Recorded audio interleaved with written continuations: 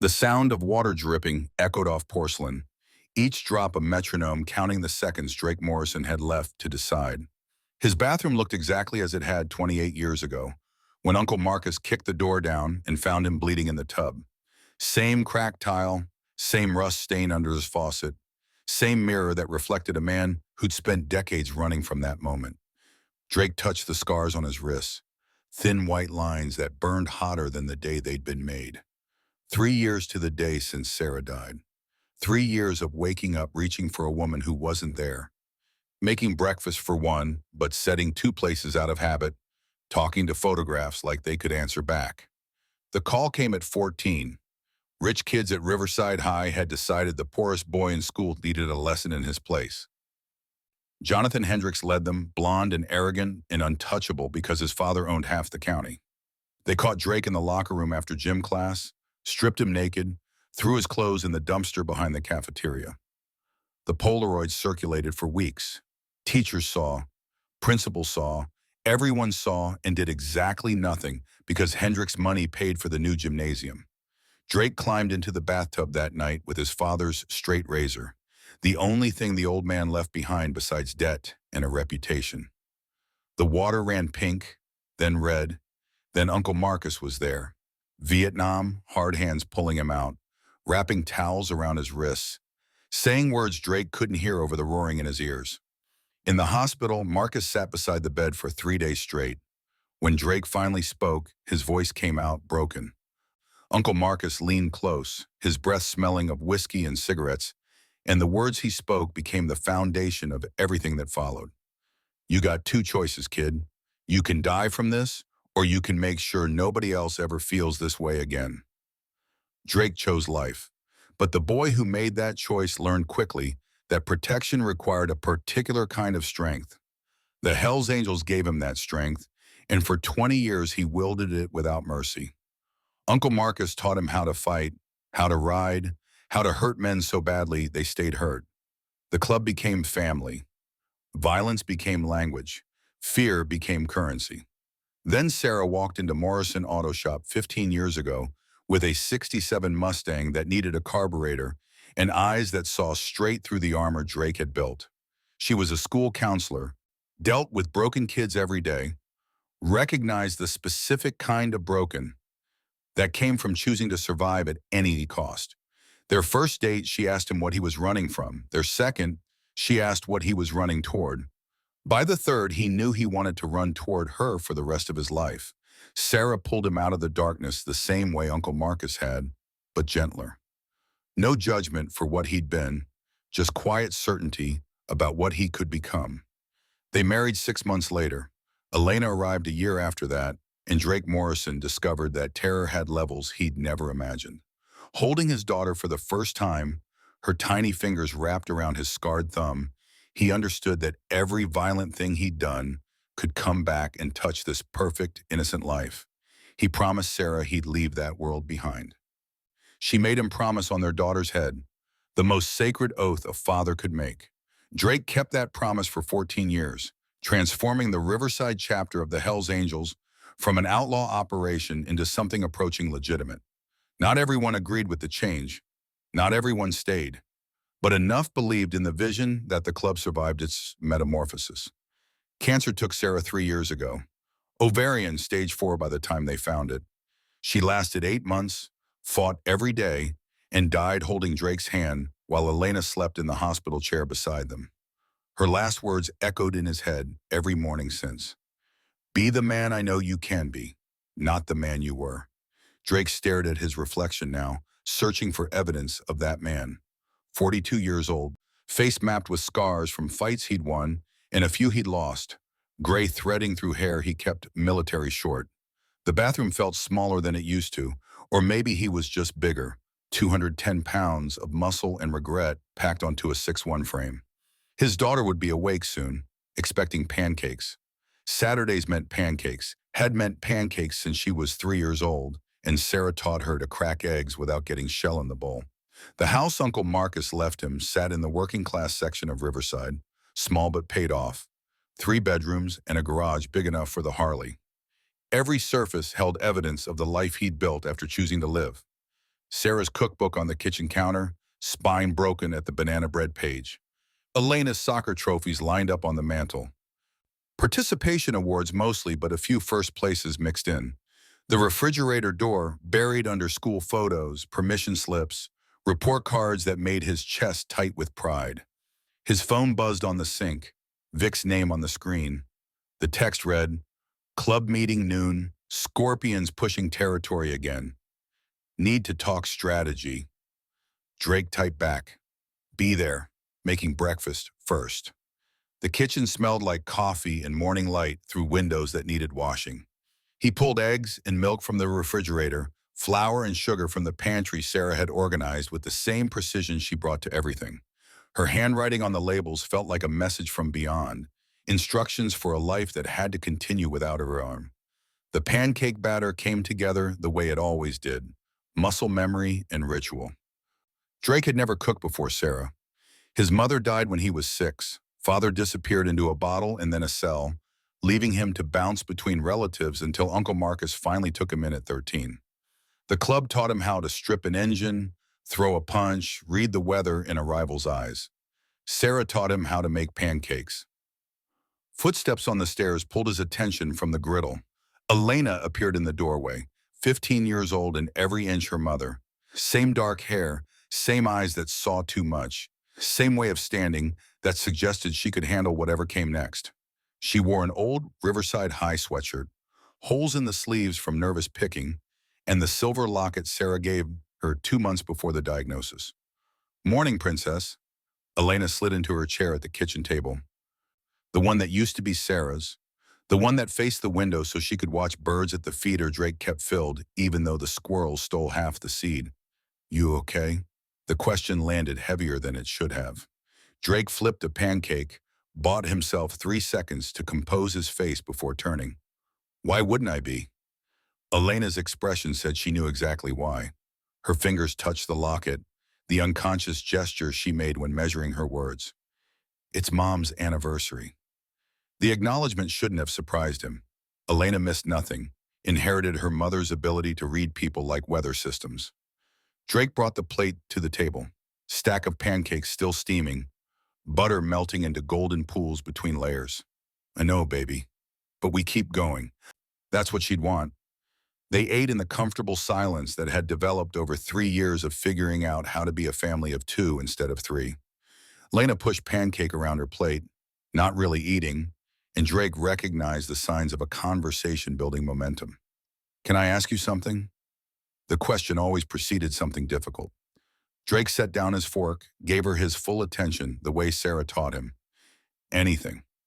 Elena met his eyes, and the directness in her gaze reminded him she wasn't a child anymore. "Do you miss her? Still?"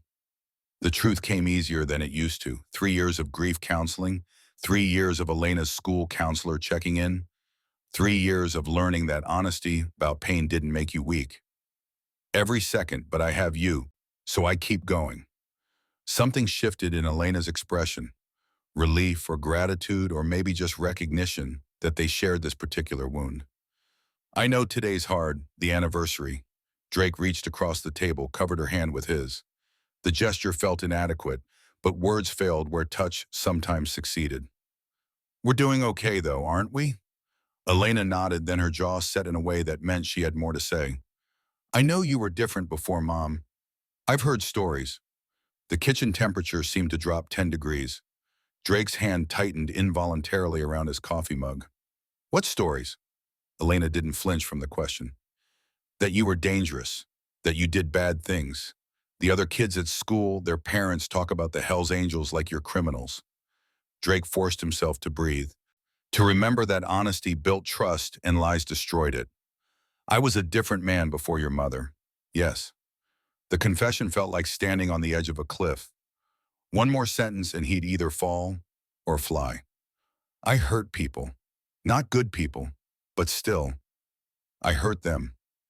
Elena's hand turned over, gripping his now, her strength surprising. "I'm not scared of you, Dad. I never could be. You're the gentlest person I know." The words landed like absolution Drake didn't deserve but desperately needed. His throat tightened. eyes burning in a way he'd learned to hide but couldn't quite manage this morning. Your mom saw something in me I didn't see in myself. She made me want to be better. And you keep me better. They sat like that, hands clasped across the table, until Elena finally pulled away and attacked her pancakes with renewed appetite. The moment passed but left something important in its wake, an understanding that they could talk about the hard things without breaking. Elena finished eating and checked her phone, the constant companion of 15-year-olds everywhere. I'm meeting Mia and Riley at Rocky's this afternoon, 2 o'clock. The tradition started when Elena was 12. Saturday milkshakes at the diner where Drake used to take Sarah on their early dates. Martha still worked there, had known Elena since she was small enough to need a booster seat. Be safe. Call if you need anything. Elena rolled her eyes but smiled, that particular teenage expression that said she loved him even when he was overprotective. I will. Love you, old man. She kissed his cheek and disappeared back upstairs, leaving Drake alone with the dishes and 3 hours before the club meeting. He washed the plates by hand, even though the dishwasher worked fine, another ritual Sarah had established. The repetitive motion gave his hands something to do while his mind wandered places he tried not to let it go. Jonathan Hendricks probably still lived in Riverside. Drake had avoided checking, avoided driving through the parts of town where money lived, avoided anywhere that might trigger memories of that locker room. But nearly 3 decades meant Jonathan was what, 48 now? Probably married, probably had kids of his own, probably remembered nothing about the poor boy he'd destroyed for entertainment. Drake dried the last plate and stacked it in the cupboard. The clock on the microwave read 9:30. The club meeting started at noon, which left time to work on the Harley, maybe change the oil, check the chain tension. Physical work helped quiet the thoughts that Sarah's anniversary always stirred up. The garage smelled like motor oil and old leather, comforting in its familiarity. Drake's Harley-Davidson sat in the center, 1994 Fat Boy, the same bike Uncle Marcus rode until his liver finally gave out 5 years back. The club helped pay for the funeral, standing room only at the cemetery, more leather and chrome than Riverside had probably ever seen in one place. Uncle Marcus died the way he lived, unrepentant and alone except for Drake and the Brotherhood. His last words came in the hospital, morphine slurred but clear enough. I wasted my life on hate, kid. Don't be like me. Drake promised he wouldn't, the same promise he'd made Sarah, the same promise he made himself every morning. But promises were easy in daylight. The test came when darkness pressed close, when the old ways whispered that problems had simple, violent solutions. His phone buzzed again, Vic this time, calling instead of texting. Yeah. Vic's voice came through steady, the tone of a man who'd seen enough combat to stay calm when others panicked. Got a situation. Can you come early? Drake checked the time. 10 o'clock. What kind of situation? A pause on the other end, the kind that meant bad news was coming. Corpians aren't just pushing territory. They hit Ghost's place last night, trashed his truck, spray-painted his garage. Message was clear. Drake's jaw clenched. Ghost Williams had done 5 years for assault, got out 2 years ago trying to rebuild a life, divorced, estranged from his kid, working construction and barely making rent. The club was all he had left. Is he okay? Physically, yeah, but he's talking the old talk. Wants to hit back, hit hard. The old talk, the language Drake spoke fluently for 2 decades before Sarah taught him a different vocabulary. I'm on my way. The Harley's engine caught on the first kick, that particular rumble that never got old no matter how many times he heard it. Drake backed out of the garage into morning sun that felt too bright for the conversation ahead. The ride to the clubhouse took 15 minutes through streets he could navigate blind, past the auto shop he owned, past the high school where Elena would be a junior next year, past Rocky's diner where she'd be safe and happy in 4 hours. The clubhouse sat on the edge of town. Old brick building from the 60s that the club bought cheap and paid off slower. American flags hung beside the Hells Angels logo, declaration that they were citizens and patriots even if the law didn't always see it that way. 15 motorcycles already lined up outside, more than Drake expected for an emergency call. Inside, the air tasted like coffee and tension. Vic stood near the bar, arms crossed, expression grim. Doc Rivera sat at a table reviewing something on his laptop, probably police reports or news articles. Hammer Johnson held court in the corner, with Ghost and three younger members, their body language aggressive in a way that set off alarms in Drake's head. Vic crossed to meet him before he was 3 steps through the door. It's bad. Ghost wants blood. Hammer's backing him. Drake surveyed the room, reading the dynamics with 2 decades of experience. The club had fractured before, healed, fractured again. Leadership meant holding the center when forces pulled toward the edges. Where's Ghost now? Vic jerked his chin toward the corner. Ghost looked up, caught Drake's eye, and the fury there was palpable. He was 40 years old but looked older, prison and divorce and regret adding years his birth certificate didn't account for. Drake approached slowly, hands visible, body language non-threatening. Ghost stood as he got close, 6 feet of coiled violence looking for a target. They destroyed my truck, Reaper. Fucking destroyed it. The nickname felt heavier today than usual.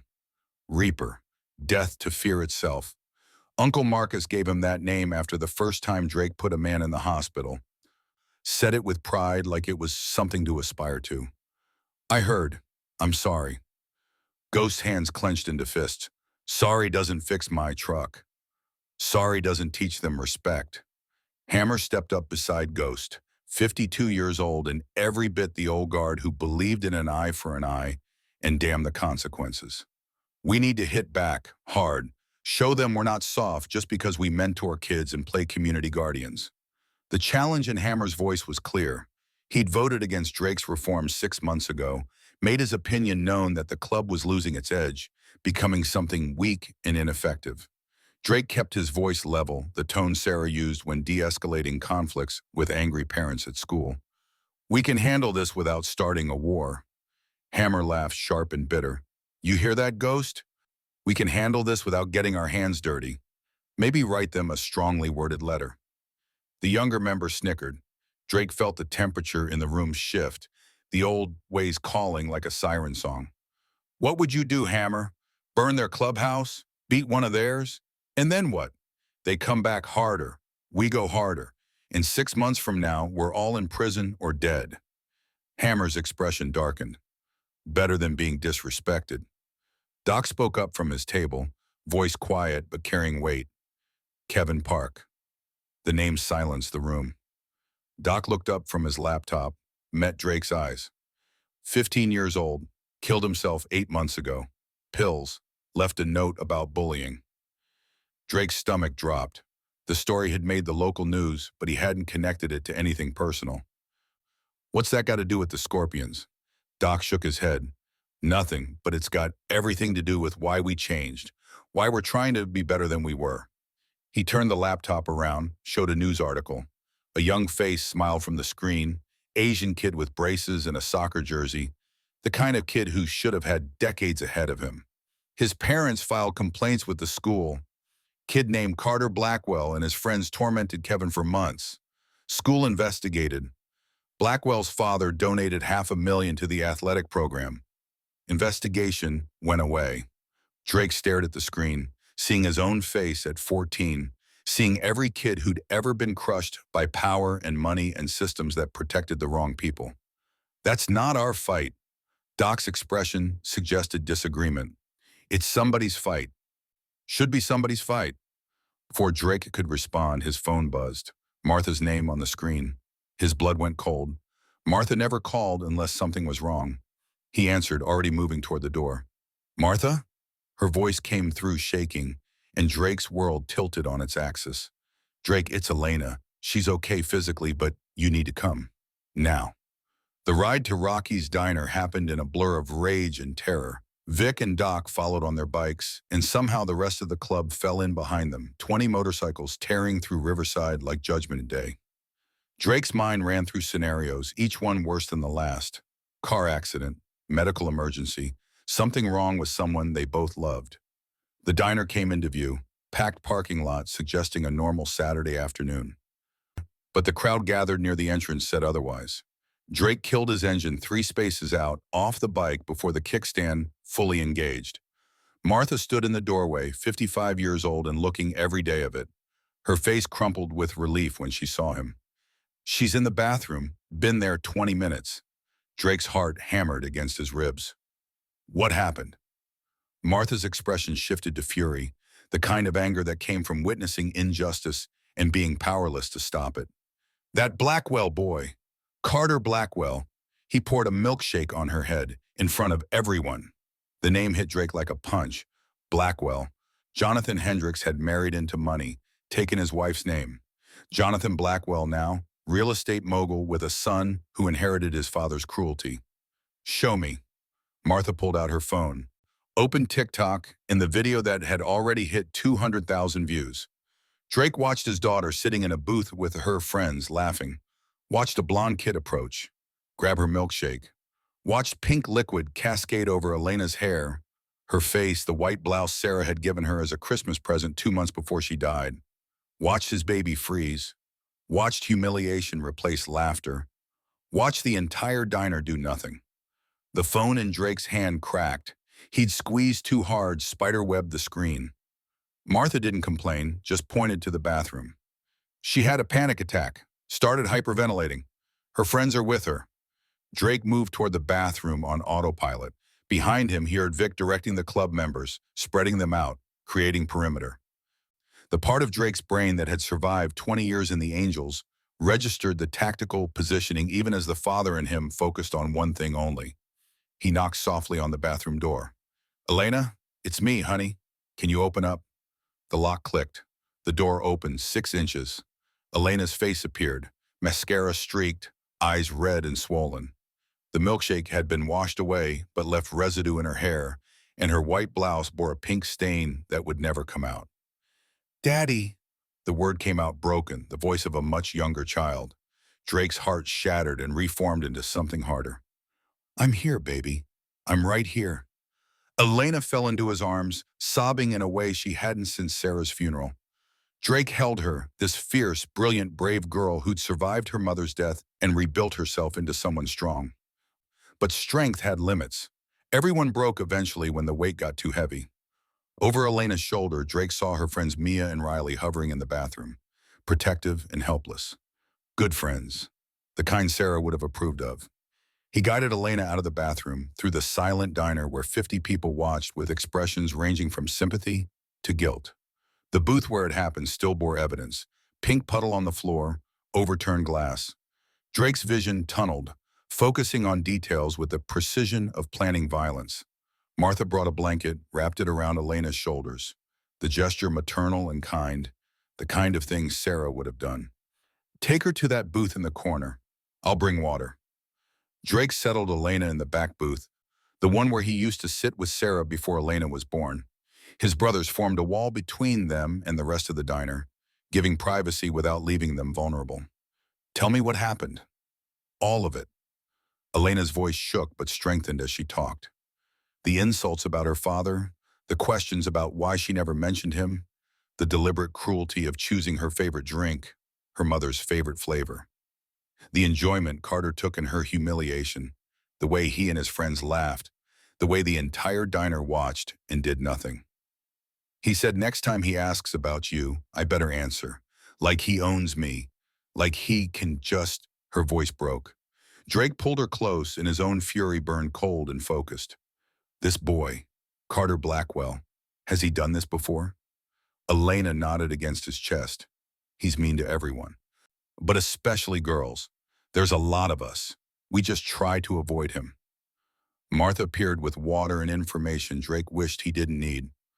Carter Blackwell, 17, senior at Riverside High, lives up in Oakwood Estates with his father. Mother died when he was young. Father is Jonathan Blackwell. The name confirmed what Drake already knew. Nearly 3 decades collapsed into this moment.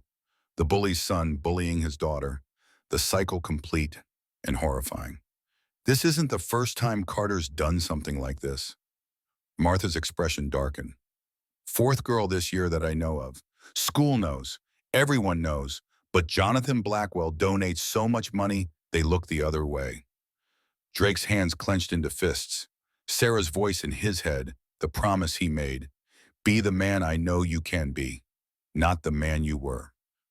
There's more. Martha hesitated, then continued. Kevin Park, the boy who killed himself. Carter and his friends were the ones who bullied him.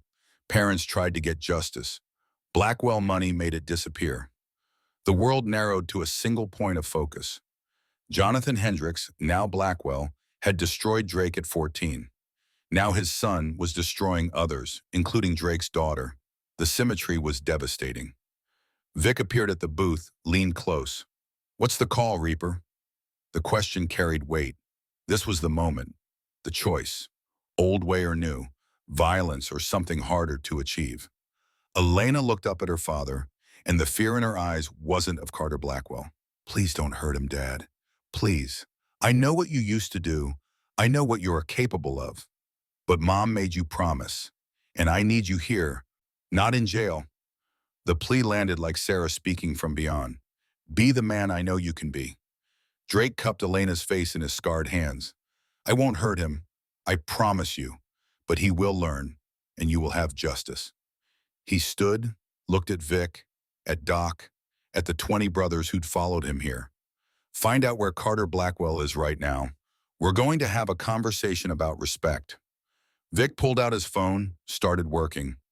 Doc joined him. Within 5 minutes, they had social media posts, location tags, the digital trail teenagers left without thinking about consequences. Riverside Mall, food court, posted 15 minutes ago. Drake turned to Martha. Can you stay with Elena?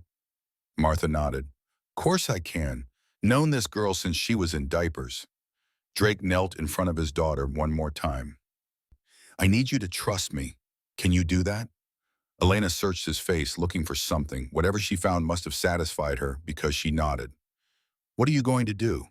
Drake's voice came out steady, certain in a way he hadn't felt in years. I'm going to teach this boy that actions have consequences, without breaking my promise to your mother or you. He kissed her forehead, stood, and walked toward the door. His brothers fell in behind him, a wall of leather and loyalty. The diner watched in silence as they left, 20 men on a mission that felt bigger than one girl's humiliation. The parking lot was empty except for motorcycles. Drake swung onto his Harley, and for the first time in 3 years, the weight that lived in his chest lifted slightly. Not gone, but manageable. Purpose had a way of making grief bearable. Vic pulled up beside him. What's the play? Drake's jaw set, the Reaper rising to meet this moment. We confront him. Publicly, we speak truth. We give him a choice to be better. Hammer appeared on his other side, skepticism clear. And if he chooses wrong? Drake started his engine, the rumble echoing off brick buildings. Then we make sure the whole world sees what he is, and we let the law handle it. The ride to Riverside Mall felt like riding into battle. 20 motorcycles in formation, chrome and leather, and the kind of presence that made people stop and stare. Drake led the pack, and in his mirrors, he saw not just his brothers, but the ghost of Uncle Marcus, the memory of Sarah, the weight of every choice that had brought him to this moment. The mall parking lot cleared space like the Red Sea parting. People grabbed their children, pointed, recorded on their phones. Good. Let them record. Let the truth be witnessed. The Hells Angels entered Riverside Mall like a force of nature, boots echoing on tile, presence commanding every eye. Stores pulled security gates halfway down. Parents pulled children into shops. The entire building held its breath. Carter Blackwell sat in the food court surrounded by friends, phone out, showing the milkshake video to anyone who'd watch. 17 years old, blonde, expensive clothes that screamed privilege. He looked up as the angels approached, and his face went through a cascade of expressions. Confusion, then recognition, then fear poorly hidden behind bravado. Drake stopped 15 feet away. His brothers formed a semicircle, blocking exits but not threatening. Not yet. The silence in the mall was absolute. 500 people watched, and Drake felt the weight of every eye. Carter tried to stand, failed, tried again. His friends scattered, self-preservation trumping loyalty. Drake's voice carried across the food court, low and controlled. Carter Blackwell, we need to talk about respect. Carter's legs finally obeyed, lifting him upright, though his hands gripped the table edge for support. The food court had transformed into a courtroom. Silent witnesses filling every seat, every standing space. Drake measured the boy with eyes that had evaluated hundreds of threats, categorized levels of danger, calculated responses. What he saw was Jonathan Hendricks's face staring back at him across 28 years. Same bone structure, same entitled posture, trying to hide behind manufactured confidence. Same eyes that revealed fear the moment real consequences appeared on the horizon. Carter's voice cracked when he spoke. "Look, sir, I don't know who you think you are, but my father is Jonathan Blackwell, and—" Drake raised one hand. The gesture silenced Carter mid-sentence, and the power in that silence said everything about who held control in this moment. "I know exactly who your father is. Known him longer than you've been alive." Confusion flickered across Carter's features. Behind Drake, Vic shifted weight, ready to intervene if needed. Doc had positioned himself near the mall entrance, blocking security from interfering. Hammer stood to Drake's left, judgment radiating from every line in his weathered face. "Do you know this girl?" Drake gestured toward the crowd. Elena emerged from behind Vic, and the gas that rippled through the onlookers carried recognition. The girl from the video, the victim made witness. Carter's face paled. Whatever scenario he'd imagined when 20 bikers walked into the mall, this wasn't it. "She goes to my school." Drake took one step forward. Carter flinched. "Her name is Elena Morrison. She's 15 years old. She lost her mother to cancer 3 years ago. And this morning you poured a milkshake on her head while she sat with her friends trying to have a normal Saturday." The silence grew heavier. Phones captured every word, every expression. This confrontation would live forever in digital space, and Drake understood the permanence of that record. "It was just a prank." Elena's voice cut through Carter's excuse. "You poured it on my mom's blouse. The last thing she gave me before she died." The detail landed like a physical blow. Carter's manufactured bravado crumbled, and what remained looked like a boy who just realized he'd crossed a line he couldn't uncross. Drake watched emotions play across Carter's face. Guilt, shame, the desperate need to justify actions that couldn't be justified. He'd seen the same progression in the mirror after particularly brutal nights during his Hell's Angels years, when morning light forced reckoning with what darkness made possible. "I didn't know, you didn't ask." Drake's voice carried no rage, which made it more powerful than shouting. The tone was judicial, a father pronouncing sentence on behavior that demanded consequences. "Tell me, Carter, how many others? How many people have you hurt because nobody stopped you?" The question hung in recycled mall air. Carter's friends had vanished into the crowd, leaving him isolated and exposed. Security guards hovered at the perimeter, but made no move to intervene. Even they sensed this was justice of a sort their training manuals never covered. Carter's mouth opened and closed. No words emerged. The silence answered what his voice couldn't. "There was a boy named Kevin Park." Doc's statement dropped into the void. He held up his phone, showing the memorial page that still drew comments from classmates who remembered. 15 years old, killed himself 8 months ago. Pills, left a note about the bullying that made his life unbearable. Carter's complexion shifted from pale to gray. His hands trembled visibly now. "Your name came up in the investigation. Multiple witnesses. But the investigation disappeared after your father donated $500,000 to Riverside High's athletic program." Drake watched recognition bloom in Carter's eyes. The boy had known, maybe not about the suicide specifically, but about his immunity, about the shield his father's money provided. "Kevin Park didn't get a second chance. You took that from him." Drake's words fell like stones into water, ripples expanding outward. Around the food court, people pulled out their own phones, searching for Kevin Park's story. The connections forming in real time, the narrative building beyond just one milkshake incident. "Here's what happens now." Drake's voice carried command developed over 20 years, leading men who followed strength. Carter's attention snapped to him with the focus of prey recognizing a predator. "You apologize to my daughter. Real apology, not the kind you give to escape punishment." Carter nodded, unable to speak. "You delete that video everywhere, every platform, every account." Another nod. "You stay away from Elena, forever, 100 yards minimum. If I hear you've so much as looked at her wrong, we have a different conversation. The threat implicit but clear. Carter's nod came faster this time. But there's more. Drake paused, let the weight build. This was the moment Sarah would have wanted, the teaching moment that could transform rather than just punish. When I was 14 years old, I was you, not the bully, the victim. Murmurs spread through the watching crowd. This wasn't the script anyone expected from a Hell's Angel confronting a teenage bully. Rich kids at Riverside High decided I needed to learn my place. They stripped me naked in the locker room, threw my clothes in the dumpster, took pictures. This was before internet, but the humiliation was just as public, just as permanent. Elena's sharp intake of breath told Drake she hadn't known this part of his history. He'd kept that wound buried, even from his daughter. But some truths needed daylight. I went home that night and tried to kill myself. Razor blade, bathtub, the whole cliche. Uncle saved me, but barely. Carter's eyes widened, the connection forming, the parallel impossible to miss. The boy who led those rich kids was named Jonathan Hendricks. He changed his name when he married, but I never forgot his face. Understanding crashed over Carter like a wave. His legs gave out, and he dropped back into the chair. Your father destroyed me when I was your age, nearly ended my life. And now his son is destroying others the same way. Drake knelt down, bringing himself to Carter's eye level.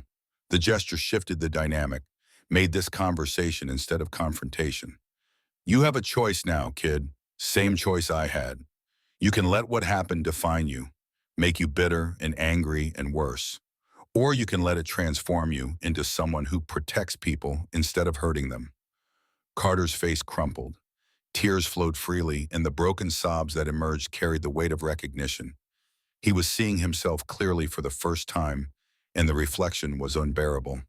I'm sorry, God, I'm so sorry. The words came out choked, genuine in a way his earlier excuse hadn't been. He looked at Elena, and the shame in his eyes was total. You're right, about Kevin, about everyone. I'm just like my dad. Drake's blood went cold at the admission. He'd suspected the cycle, but hearing it confirmed brought everything into sharp focus. Your dad, tell me about him. Carter wiped his face with shaking hands. He's never satisfied. Nothing I do is good enough. He calls me weak, worthless, says I'm a disappointment. The pattern clicked into place. Jonathan bullied because he'd been bullied. Carter bullied because Jonathan bullied him. 3 generations of Hendricks men turning pain into cruelty, wounding others to avoid feeling their own wounds. Drake's hands settled on Carter's shoulder, and the boy flinched before realizing the touch carried no threat. Listen to me. You're not worthless. You're hurt. There's a difference. Carter looked up through tears, desperate for any lifeline. Your father hurt me a long time ago. Nearly destroyed me. I know what he is, and I'm telling you, you don't have to become him. The absolution Drake offered came from a place he'd thought closed off. The part of him Sarah had awakened and Elena kept alive. Mercy was harder than violence, required more strength than breaking someone. You messed up. Bad. But you can fix it. Get help. Get therapy. Learn why you hurt people. And then help others not make your mistakes. Carter's voice came out small, younger than 17. Why would you help me after what I did to Elena? Drake stood, pulling Carter up with him. Because someone gave me a second chance. I'm giving you yours. Don't waste it. The food court erupted in applause. Not for Carter, but for the possibility of redemption. For justice that didn't require blood. Drake stepped back, let the moment breathe. Carter turned to Elena, and whatever he saw in her face made him flinch. Elena, I'm sorry. Really sorry. You didn't deserve any of it. Nobody did. Elena's jaw set in a way that reminded Drake of Sarah facing down difficult parents who blamed teachers for their children's failures. Make it mean something. Change. Actually change. The simplicity of her demand carried more weight than any punishment. Carter nodded, the motion shaky but determined. As the crowd began to disperse, Drake noticed a figure in expensive suit at the back of the mall. Tall, silver-haired, face familiar despite the years. Jonathan Blackwell stood watching, And when his eyes met Drake's across the distance, the hatred there was palpable. Jonathan turned and walked away, but his phone was already out, already making calls. Drake's cell buzzed.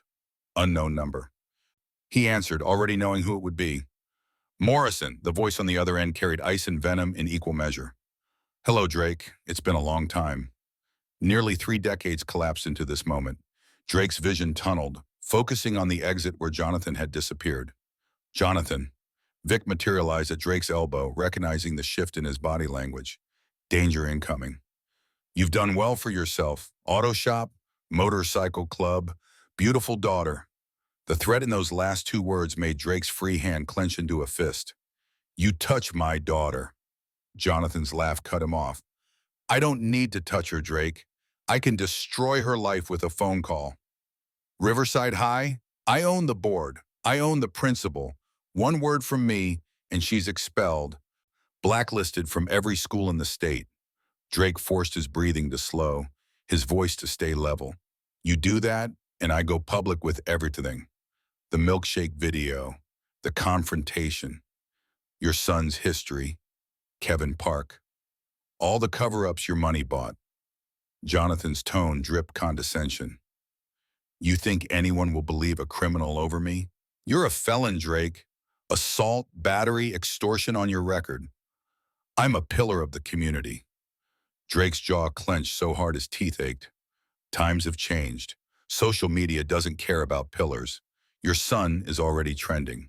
You want to join him? The silence on the other end stretched long enough that Drake thought the connection had dropped. When Jonathan spoke again, his voice carried something darker than anger. Do you remember what it felt like? Standing there, naked, humiliated, wanting to die? Drake's scars burned under his jacket. I made you feel that way, and I enjoyed it. Still do, hearing your voice shake now. The admission was psychopathic in its honesty. Jonathan wasn't hiding behind justification or excuse. He'd destroyed a 14-year-old boy and felt good about it. You may have found your backbone with age, but you're still that scared little bomb inside. Drake's voice came out harder than he intended. I'm nothing like that boy anymore. Jonathan's laugh scraped like broken glass. We'll see. I'm coming for you, Morrison. Not today, not tomorrow. But when you least expect it, when you feel safe, I'm going to take everything from you. Just like you tried to take my son's dignity. The line went dead. Drake stood in the mall parking lot, phone pressed to his ear, while his brothers waited for direction. Vic finally spoke. What did he say? Drake's hand lowered, and the exhaustion that had lived in his bones since Sarah died suddenly weighed twice as heavy. He's coming. I don't know when, but he's coming.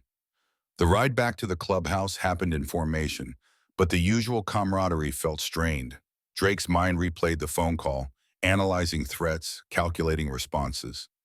Jonathan had resources Drake couldn't match. Money, influence, connections that reached into police departments and courtrooms. But Drake had something Jonathan didn't. Brothers who'd die for him, a daughter who believed in him, and the hard-won knowledge that doing the right thing mattered more than winning. The clubhouse felt different when they rolled in just after 4. Darker somehow, despite the afternoon sun. Drake killed his engine and sat for a moment, gathering strength for whatever came next. Inside, Hammer was already holding court with the members who'd stayed behind. Ghost sat at the bar, and the fury radiating from him suggested the earlier conversation about the Scorpions hadn't resolved anything. Vic leaned close as they walked in. Hammer's been talking. Old way, new way, making it sound like you're weak. Drake had expected this. Change always meant resistance, especially from men who'd built identity around being feared. Hammer looked up as Drake entered, and the challenge in his eyes was unmistakable. How'd it go, Reaper? You teach that rich kid a lesson? The mockery in his tone drew attention from everyone in the room. Drake met Hammer's gaze without flinching. I taught him that actions have consequences. And I kept my promise to my daughter and my late wife. Hammer stood and the movement felt confrontational. While you were playing counselor, Ghost's truck is still destroyed. Scorpions are still pushing territory, and now you've got Blackwell coming after you. The last part landed heavier than Hammer probably intended. Drake saw the calculation in the older man's eyes. the weighing of loyalty against self-preservation. I dealt with one problem. We'll deal with the others the same way. Hammer's laugh was bitter. The same way? Talking them into being better people? Ghost spoke up from the bar, voice raw. I'm with Hammer. We need to hit back. Can't let them think we're soft. Drake understood the impulse. He'd lived it for 20 years. Violence was clean, direct, provided immediate satisfaction. But it also led to cycles that never ended, casualties that couldn't be undone. We're not soft, we're smart. Hammer crossed his arms. Smart doesn't fill Ghost's truck with gas. Smart doesn't keep scorpions from thinking they can walk all over us. The room divided along invisible lines, older members gravitating toward Hammer, younger ones watching Drake, caught between traditions they'd inherited and the vision he'd presented. Doc cleared his throat from his corner. Can I say something? Hammer waved dismissive permission. Doc stood, laptop in hand, the eternal researcher bringing facts to emotional arguments. I've been tracking the mall confrontation. Video's gone viral, 3 million views in 2 hours. Comments are 90% supportive. He turned the screen so everyone could see. People are calling Drake a hero, saying this is what real strength looks like. The local news picked it up. They want interviews. Hammer's expression soured. So what? We get good press and our enemies still think they can push us around? Drake finally spoke, voice carrying the authority that had kept him as president through 6 years of transformation. Hammer, I hear you. I understand your frustration. But we're building something here that's bigger than turf wars and payback. He gestured around the clubhouse. Half of us have kids. Most of us have been in prison. All of us have seen brothers die in stupid conflicts that accomplished nothing. The truth settled over the room like morning fog. We changed because we wanted to give our families something to be proud of. We wanted to be men our children could look up to. Hammer's jaw worked, but he didn't interrupt. If we go back to the old ways, we become what we're fighting against. We become the bullies. We become Jonathan Blackwell. The comparison landed. Several members shifted uncomfortably, recognizing the parallel. I'm not saying we roll over. I'm saying we're smarter than our enemies. We use the law, the media, public opinion. We fight battles they're not equipped to win. Ghost finally spoke, and the pain in his voice was naked. My truck is my livelihood, Reaper. I can't afford to replace it. Drake nodded, understanding the practical reality beneath the principle. Club will cover it. We take care of our own, but we do it without starting a war that gets us all locked up or killed. The tension didn't break, but it bent slightly. Ghost's shoulders dropped an inch. Hammer's expression remained skeptical, but less openly hostile. I call for a vote. Hammer's words silenced the room. This was the nuclear option, challenging Drake's leadership directly. We vote on how to handle the scorpions, old way or new way. Drake met his eyes, saw the calculation there. Hammer thought he could win this, thought enough members were frustrated enough to side with violence over patience. You have that right. Vic stepped forward, protest clear on his face. This is bullshit. Drake raised a hand, stopping him. No. If the club wants different in leadership, different direction, we vote. That's how this works. The democracy of the Brotherhood, the thing that separated them from street gangs with their dictatorial structures.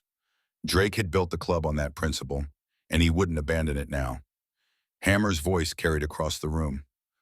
Who votes we handle the scorpions the old way? Show of force, street justice, make them regret pushing us? 8 hands rose. Hammer, Ghost, and 6 others who'd been in the club since before Sarah changed Drake's trajectory. Who votes we stay the course? Handle things Drake's way? 13 hands rose. Vic, Doc, and 11 others who believed in the vision, or at least trusted Drake's leadership enough to follow. Drake remained president, but the vote was closer than he'd like. 8 dissenting voices meant 8 men who'd bolt the moment his approach failed to protect them. Hammer's expression darkened.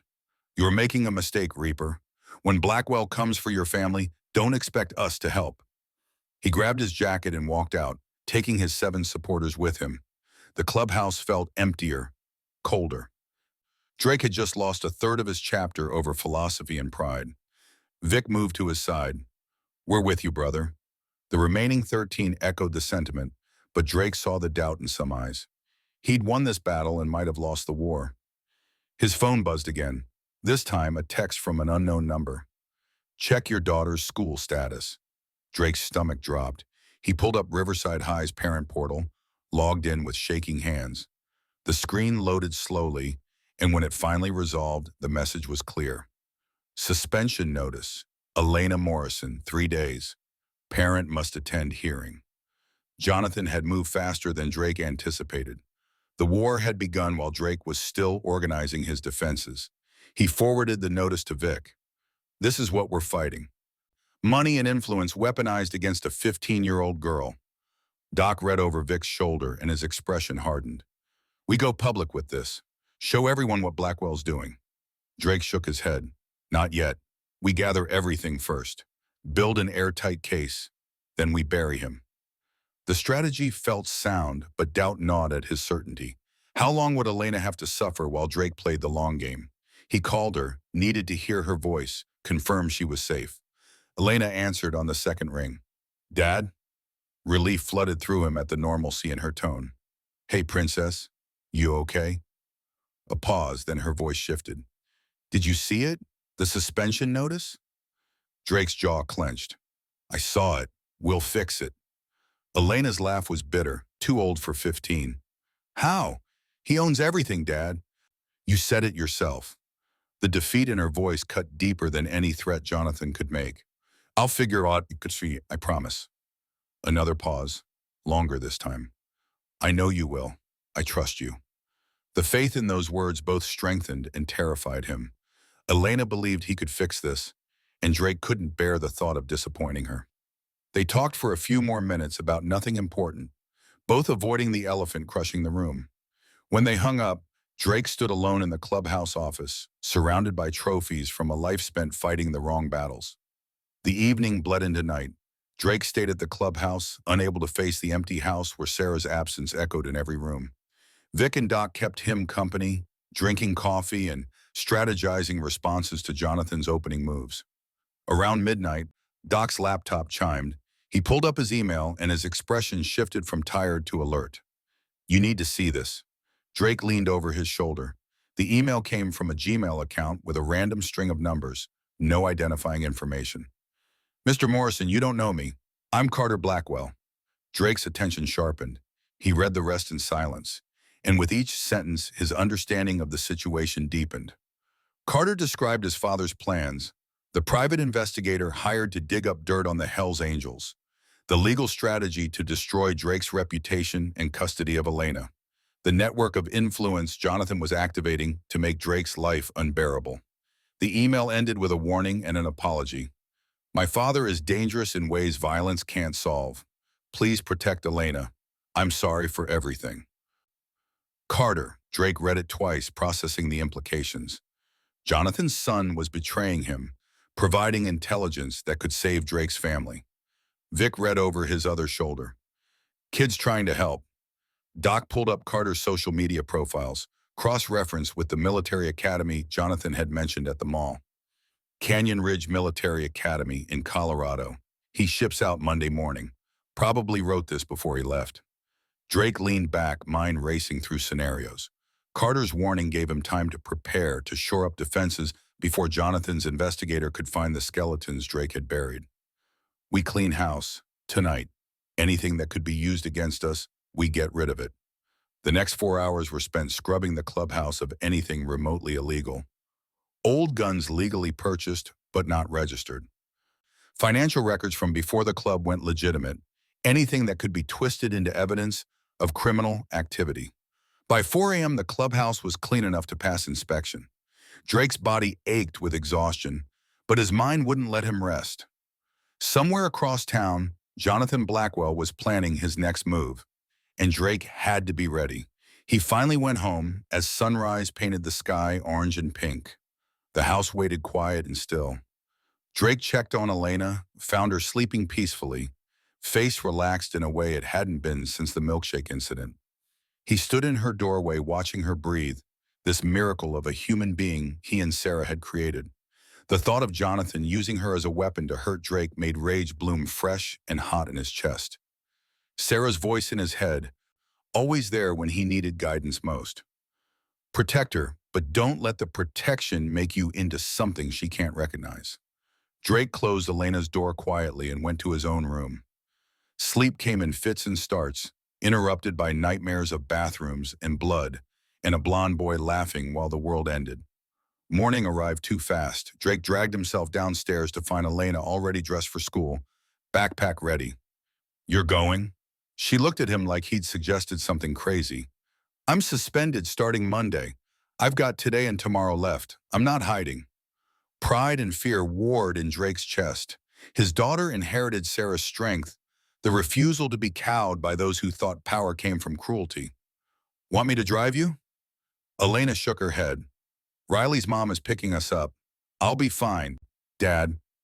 She kissed his cheek and was gone, leaving Drake alone with coffee and dread. The house felt too quiet. He needed to move, to do something productive while his mind spun disaster scenarios. The auto shop provided distraction, physical work that required attention but not deep thought. Drake spent the morning rotating tires and changing oil, letting muscle memory guide his hands while his subconscious worked on the Jonathan problem. Around noon, his business phone rang. The number showed Riverside High. Morrison Auto. The voice on the other end belonged to Vice Principal Morris, a man Drake had met exactly twice during parent-teacher conferences.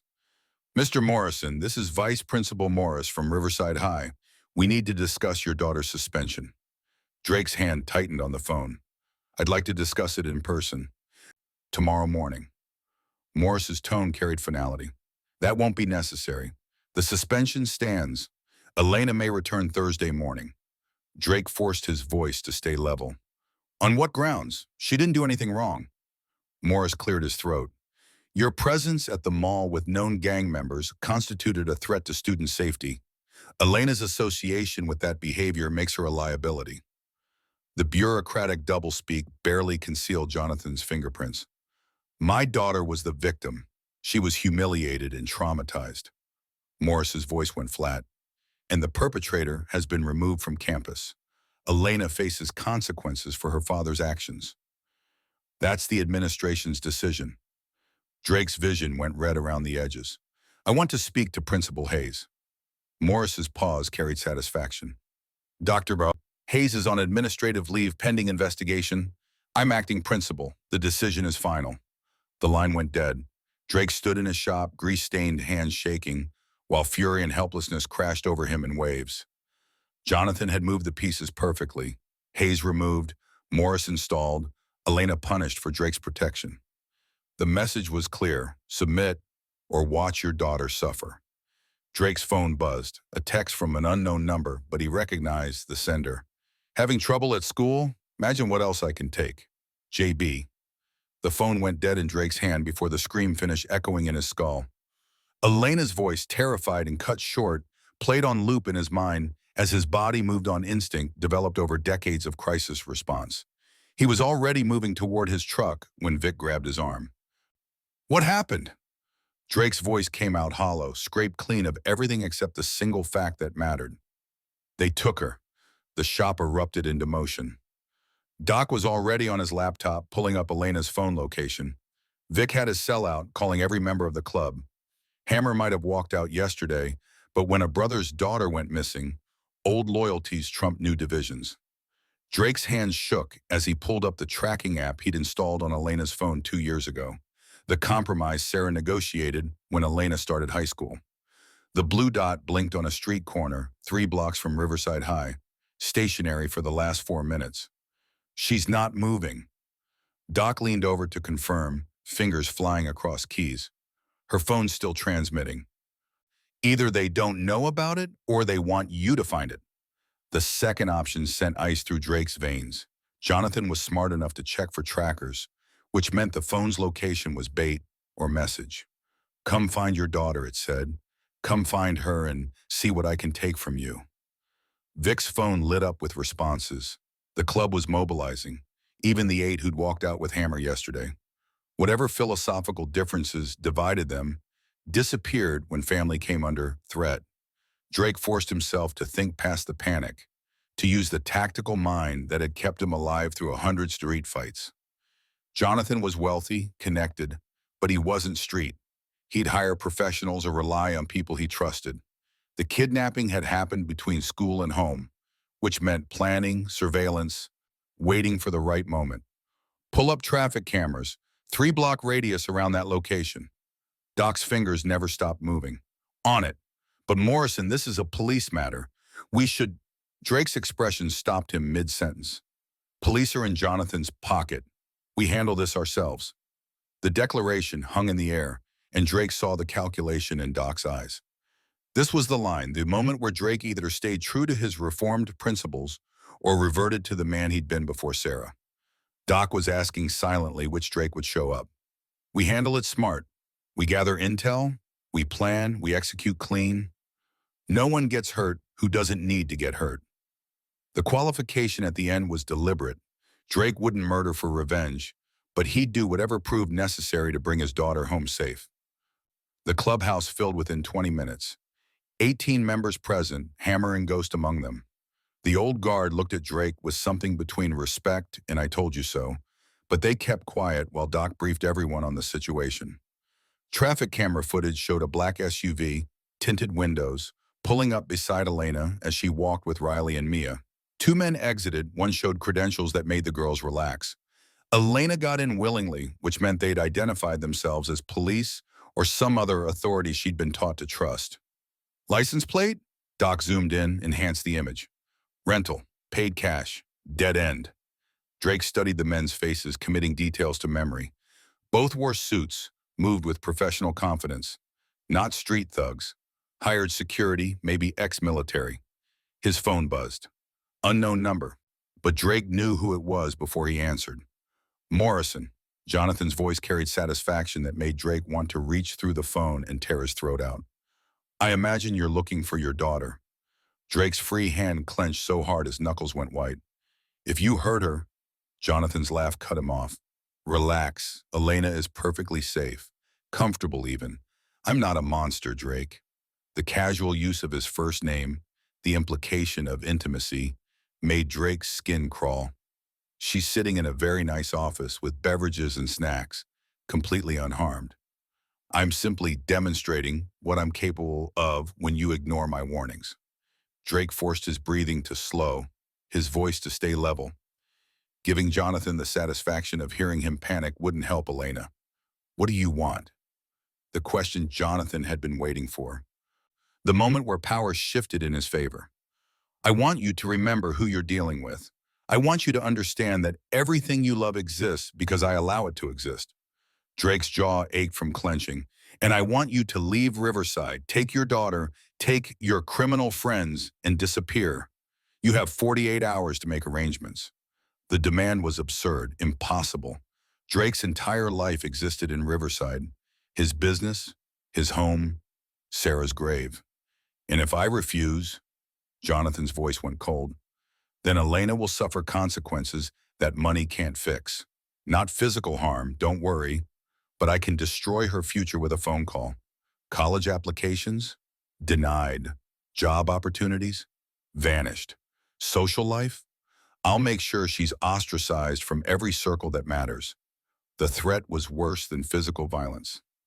Jonathan was promising to hollow out Elena's life, to make her existence so miserable that staying in Riverside became torture.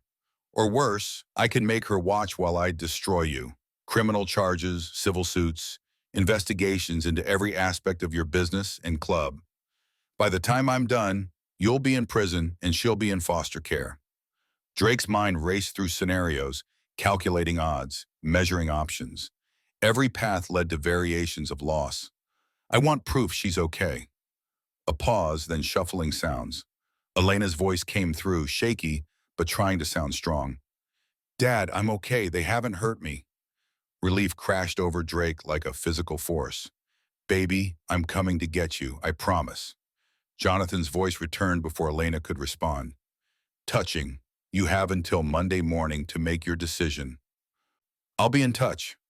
The line went dead. Drake stood in the middle of the clubhouse while 18 pairs of eyes watched him, waiting for direction.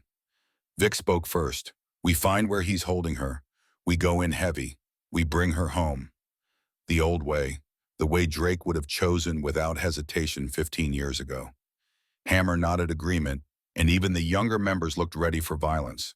But Drake's mind had already moved past the obvious response to the calculation beneath. Jonathan expected violence. He'd positioned Elena somewhere Drake's rescue attempt would create legal consequences. Kidnapping charges if they got caught, assault charges if they hurt Jonathan's hired security. We need information first. Where is she? Who's guarding her? What's the security setup? Doc was already working the problem. I'm tracking Jonathan's movements through his credit cards and phone. He's at his office downtown, which means Elena isn't with him. Ghost spoke up, the gravel in his voice carrying hard-won wisdom. Man like Blackwell doesn't get his own hands dirty. He's got Elena stashed somewhere he feels safe using. Property he controls. Drake seized on the insight. Doc, pull up everything Jonathan owns. Houses, offices, storage facilities. Anything that could hold someone. The search returned 43 properties. Jonathan's real estate empire sprawled across 3 counties, and any one of them could be hiding Drake's daughter. His phone buzzed again. This time, a text from a number that made his breath catch. I know where she is. Canyon Ridge gives us weekend liberty. I'm in Riverside. Can I help? Carter. Drake stared at the screen, processing the impossibility. Carter Blackwell, the boy who'd bullied his daughter, offering assistance against his own father. He showed Vic the text. Vic's expression went skeptical. Could be a trap. Drake considered it, then dismissed the concern. Carter had nothing to gain from betraying him now. The boy had already lost everything that mattered. He texted back, meet me at Morrison Auto. Come alone. The response was immediate. 20 minutes. Drake turned to his assembled brothers. We wait. I need to hear what Carter knows before we move. Hammer's protest was immediate. Wait, your daughter is out there with... Drake's voice cut like a blade. My daughter is alive and unharmed because Jonathan wants leverage. The moment we act without complete information, he'll move her or hurt her. We do this smart. The authority in his tone brooked no argument. Hammer subsided, but the tension in the room stretched taut. Carter Blackwell arrived exactly 20 minutes later, driving a rental sedan with Colorado plates. He'd changed since the mall confrontation. Buzz cut replaced his styled hair. Military posture replaced his casual slouch. Canyon Ridge was already remaking him, and the transformation showed in every line of his body. He entered the shop warily, eyes scanning the assembled Hell's Angels with the awareness of someone who understood he was walking into hostile territory. Drake met him at the door, blocking his path until he could assess Carter's intentions. Why are you here? Carter's voice came out steady despite the fear Drake could read in his micro-expressions.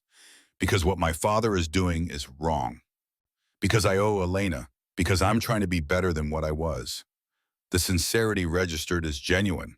Carter wasn't playing games or serving his father's agenda. He was a boy trying to make amends the only way he knew how. How do you know where Elena is? Carter pulled out his phone, showed text messages from Jonathan's secretary, personal assistant more likely, someone Carter had known his entire life and still had access to. Mrs. Chen thinks I'm asking because I'm worried about Dad's stress levels. She told me he's spending the weekend at the lake house preparing for a difficult negotiation. That's his code for doing something he doesn't want anyone knowing about. Drake's mind supplied the location instantly.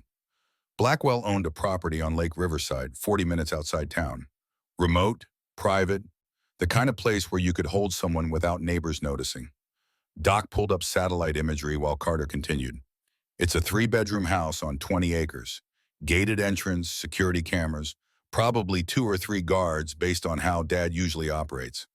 The intelligence was gold. Drake felt the momentum shifting, possibilities opening that hadn't existed 5 minutes ago. Why would he take her there? Why not somewhere more secure?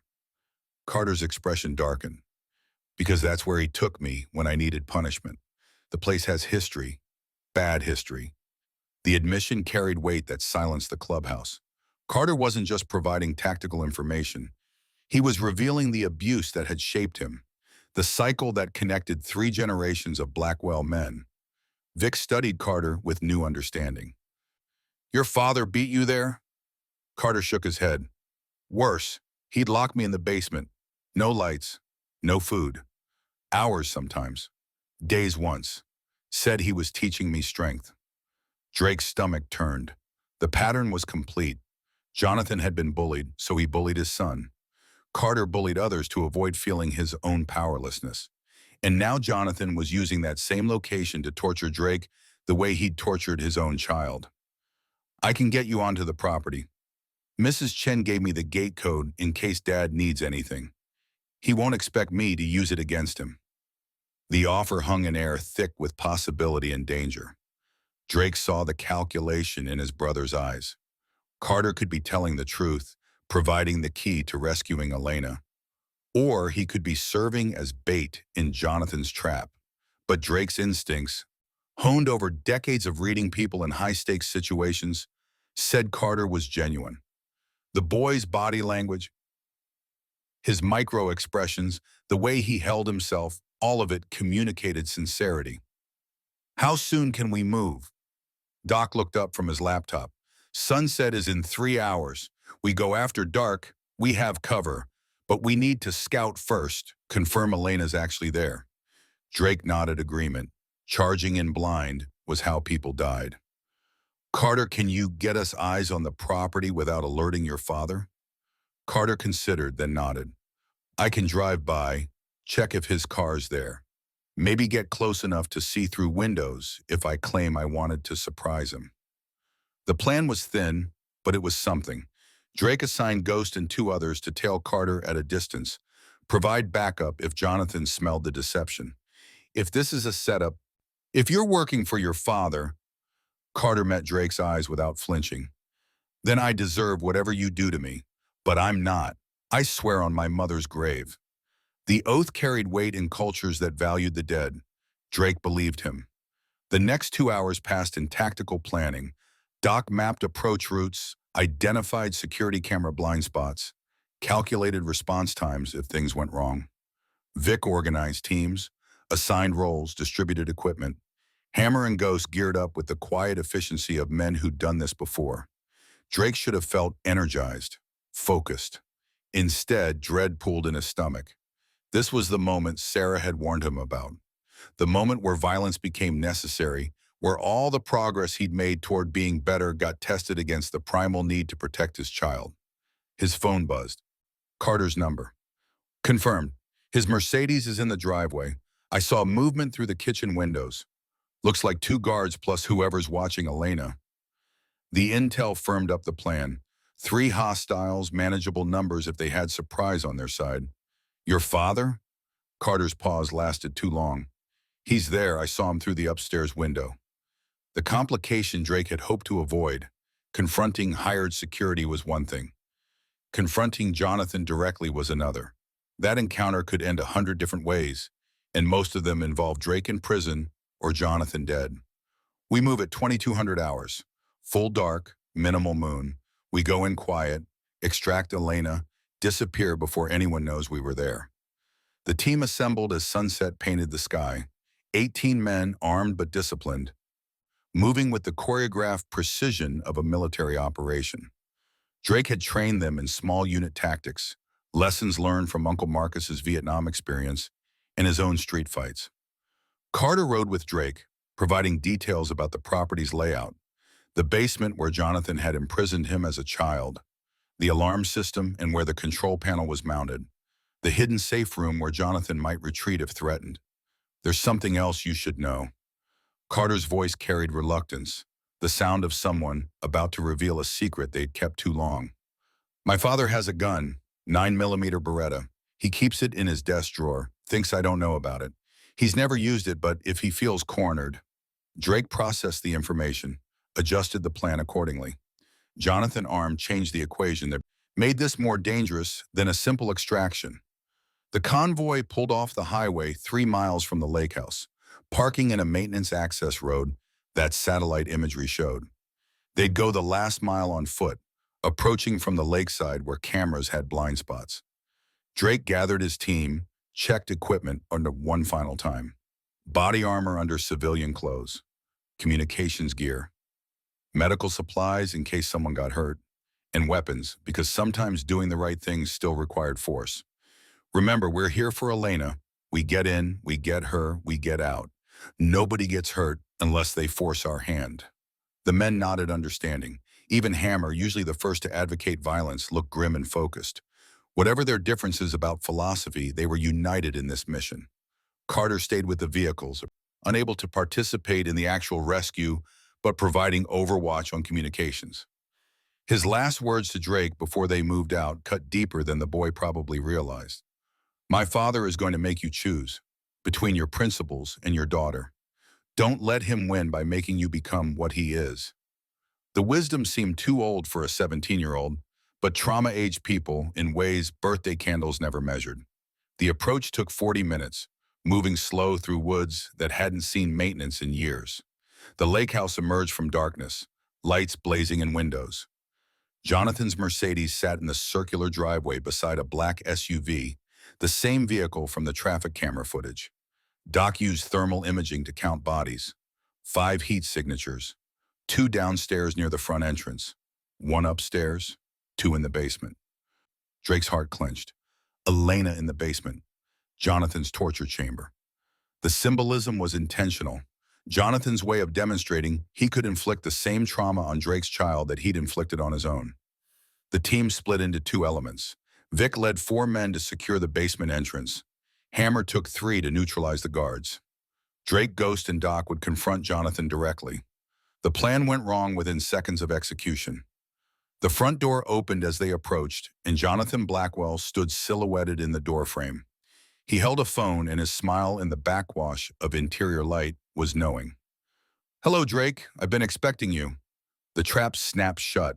Lights blazed around the property, illuminating every approach. The 2 guards who'd been inside stepped into view. Professional security contractors with the casual confidence of men who knew they had the advantage. But Drake's team had already moved past the point of retreat. Vic and his element reached the basement, and the sounds of brief struggle carried through the night before silence returned. Jonathan's smile faltered. Impressive, but it doesn't change the fundamental equation. You're trespassing on my property with armed men. That's illegal, Drake. Even if you get Elena, even if you escape tonight, I'll have the law on my side. Drake stepped into the light, hands visible, weapons holstered. Behind him, Ghost and Doc faded into shadows, flanking positions established through countless operations. Where's my daughter? Jonathan gestured toward the house. Safe, unharmed. More comfortable than you were in that bathtub all those years ago. The reference to Drake's suicide attempt was calculated cruelty. Jonathan wanted him angry, wanted him to make mistakes that justified violence in response. Drake forced his voice to stay level. This isn't about us. This is about our children. Jonathan's laugh scraped like metal on concrete. Everything is about us, Drake. It's always been about us. You and me, the poor boy and the rich boy, locked in a dance that started when we were children. The admission revealed something Drake hadn't expected.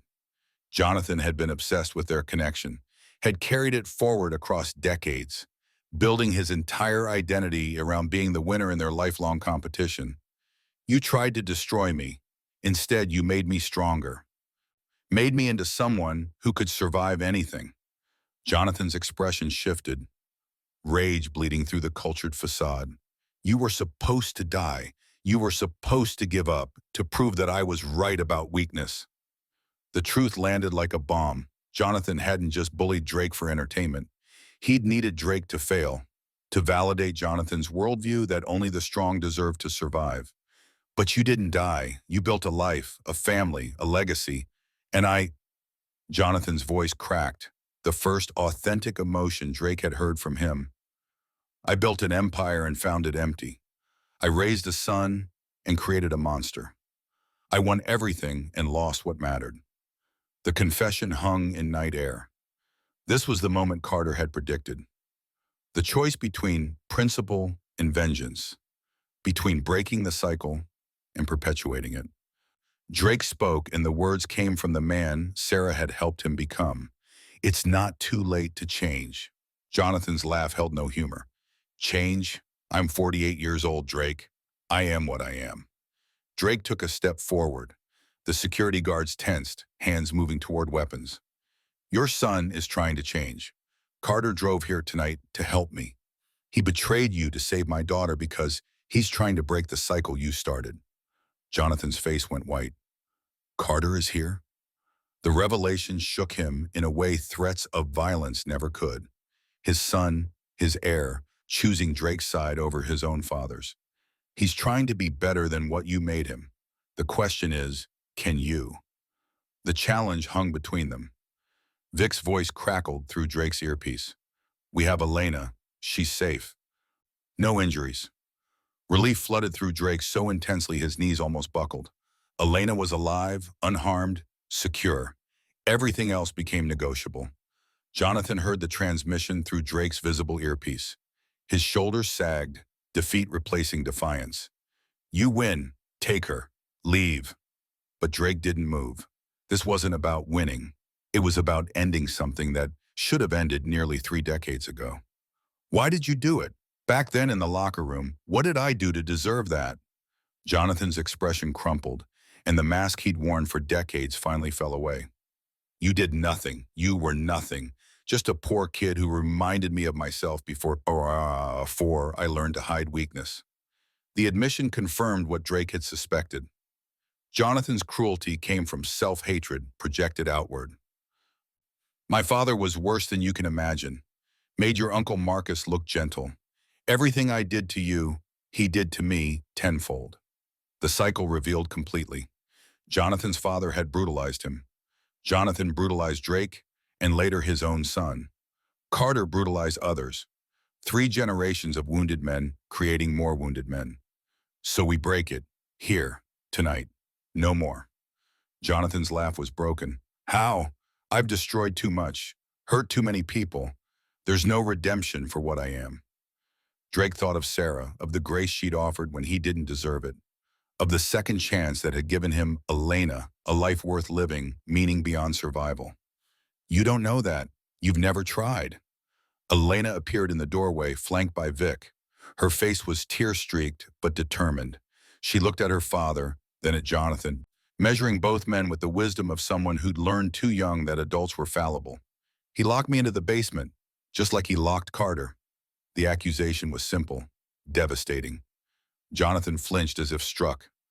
I didn't hurt you. I just needed Drake to understand. Elena cut him off. You hurt me by scaring me. You hurt my dad by making him think you'd done worse. And you hurt yourself most of all by thinking any of this would fix what's broken inside you. The 15-year-old's insight silenced everyone. She'd dissected Jonathan's pathology with the precision Sarah would have brought to the same problem. Jonathan sank onto the porch steps, and the man who'd ruled through fear and money looked small and old. I don't know how to be anything else. Drake sat beside him, and the gesture shocked his brothers as much as it shocked Jonathan. 2 men who'd been locked in destructive orbit for nearly 3 decades, finally breaking free through the simple act of sitting together. You start by admitting what you did was wrong. To me, to your son, to everyone you've hurt. Jonathan's hand shook. And then? Drake thought about the long road from that bathtub to this moment. Then you do the work, every day. You make amends where you can. You change what you're able to change. And you accept that some damage can't be undone, only lived with. They sat in silence while the night breathed around them. Finally, Jonathan spoke. Carter really helped you tonight? Drake nodded. He's trying to be better than what you made him. Maybe you could try the same. Jonathan's phone buzzed. He pulled it out, stared at the screen, then showed Drake. A text from Carter. Dad, I'm sorry, but you needed to be stopped. I love you. Please get help. See, the message broke something in Jonathan. He buried his face in his hands, and the sobs that emerged carried decades of suppressed pain. Drake stood, gave the man privacy for his breakdown. Elena crossed to her father, and he pulled her into an embrace that said everything words couldn't. I'm okay, Dad, really.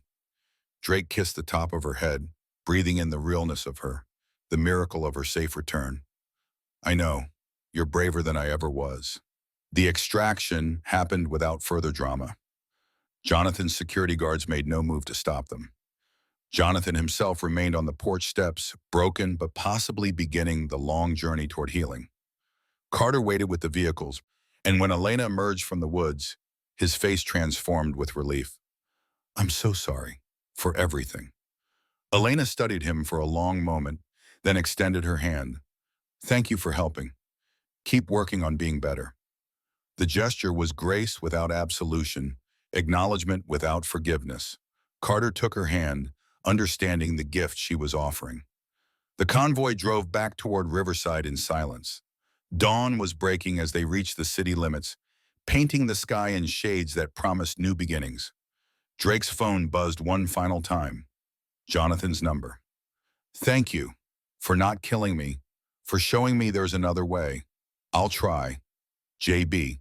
The text wouldn't undo years of damage. Jonathan might fail, might fall back into old patterns, but the possibility of change existed now where it hadn't before. 6 months later, Drake stood at the podium of a high school auditorium, addressing 200 teenagers and their parents.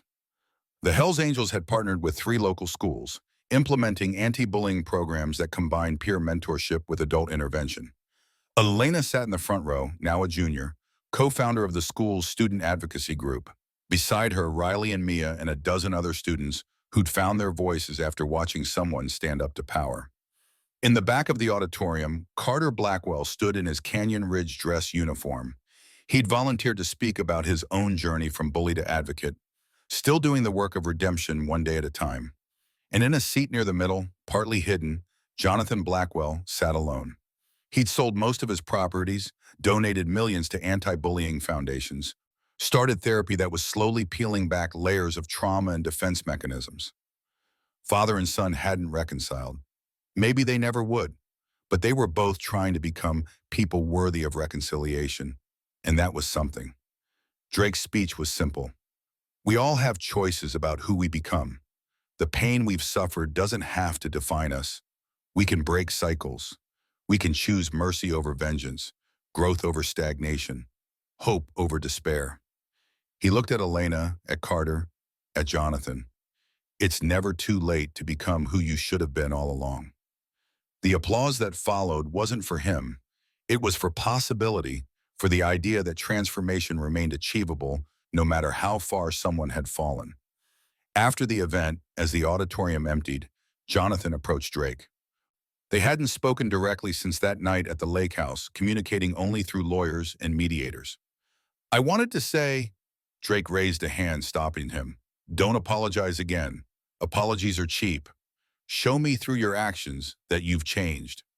Jonathan nodded, accepting the challenge. "Carter's doing well at Canyon Ridge. He made honor roll. He's helping younger cadets with their struggles." Pride and pain mixed in Jonathan's voice. His son was succeeding despite him, not because of him. "That's good. Elena mentions him sometimes, says he writes to her occasionally. Just checking in, seeing how she's doing." The information seemed to bring Jonathan comfort. "I don't expect forgiveness from you, from Carter, from anyone. I just wanted you to know I'm trying." Drake studied the man who'd nearly destroyed him twice in one lifetime. Jonathan looked smaller now, worn down by the weight of facing who he'd been. But underneath the exhaustion, something resembling peace was growing. "That's all any of us can do. Keep trying."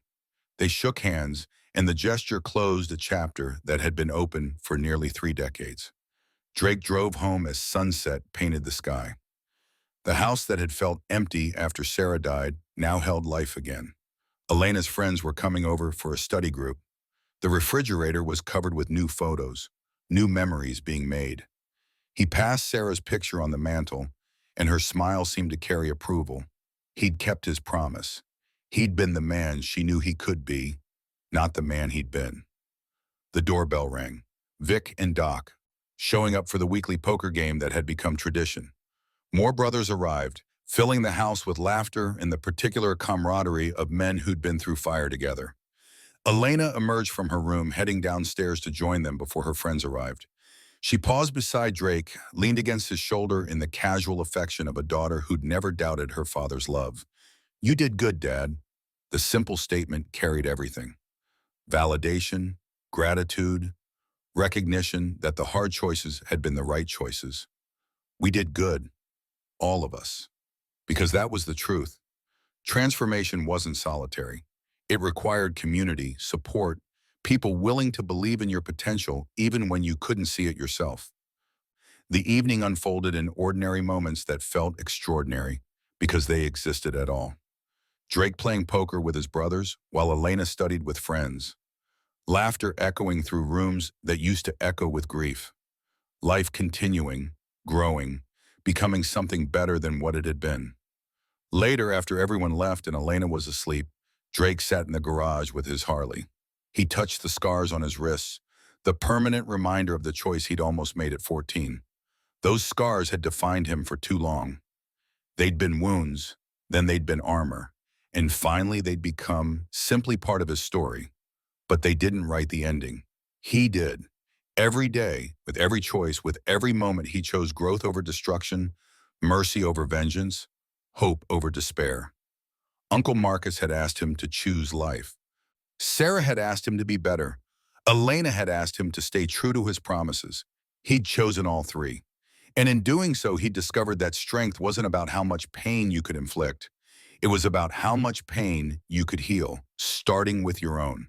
The cycles were broken, the wounds were scarring over, and tomorrow would come with new chances to keep becoming who he was always meant to be. A father, a brother, a man who'd survived being broken and learned how to help others survive their own breaking. That was legacy enough. The morning Vice Principal Morris was escorted from Riverside High by the school board's attorney. Elena Morrison stood in the hallway watching with quiet satisfaction. The investigation into his corruption had been thorough. Documented evidence of accepting bribes from Jonathan Blackwell, falsifying disciplinary records, and systematically protecting wealthy students while punishing their victims. Elena's suspension had been expunged from her record 3 weeks ago. Morris would face criminal charges. Jitter Hayes, cleared of all wrongdoing, returned to her position as principal. Justice didn't always come quickly, but it came. Drake picked up his phone that afternoon, a number he'd saved but never called. Jonathan answered on the first ring. Morrison. Blackwell, you heard about Morris? A pause, then. I testified against him, gave them everything. Cooperation was part of my plea deal. Drake had known. The district attorney had kept him informed. Jonathan faced no charges for Elena's kidnapping. He'd agreed to testify against his own security contractors, provide evidence of other crimes, fund victim compensation programs. The system wasn't perfect, but it bent toward accountability. Your daughter's record is clean, Jonathan continued. I made sure of it. I know.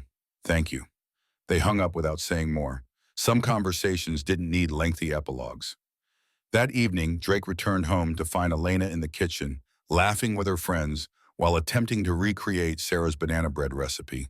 The house smelled like home again. Felt like home again. He stood in the doorway, watching his daughter live her life unburdened by the weight of other people's cruelty. This was what he'd fought for. This moment. This possibility. Sarah's photo caught his eye from the refrigerator. He could almost hear her voice. You kept your promise, love. You became exactly who I knew you could be. Drake smiled. The journey from that bathroom floor to this kitchen had taken 28 years of hard choices, painful growth, and learning that strength came in forms he'd never imagined. But he'd made it. They'd all made it. And tomorrow they'd keep making it, one day at a time.